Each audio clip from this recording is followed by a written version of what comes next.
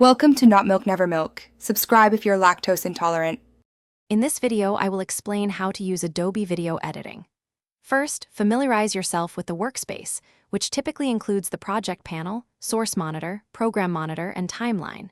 To begin, import your media by dragging files into the project panel or using the file menu. Next, create a new sequence by dragging a clip to the empty timeline or selecting File, New, Sequence. Ensure your sequence settings match your footage, such as a frame rate of 24 frames per second for cinematic looks.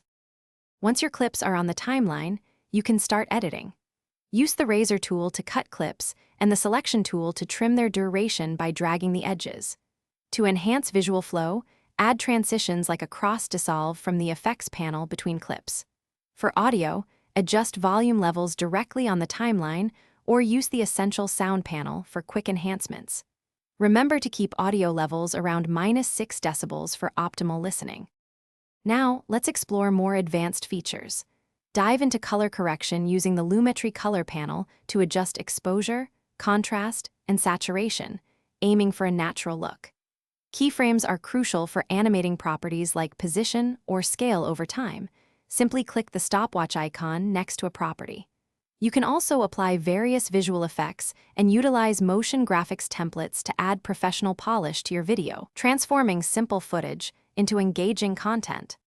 Finally, it's time to export your masterpiece. Go to File, Export, Media, or press Ctrl+M. In the Export Settings dialog, choose a format like H.264 for web distribution, which offers excellent quality at manageable file sizes. Select a preset that matches your target platform, such as YouTube 1080p Full HD. Adjust bitrate settings to balance quality and file size, ensuring your video looks fantastic while remaining efficient for sharing. Thanks for watching. If this was helpful, leave a like and consider subscribing. See you next time.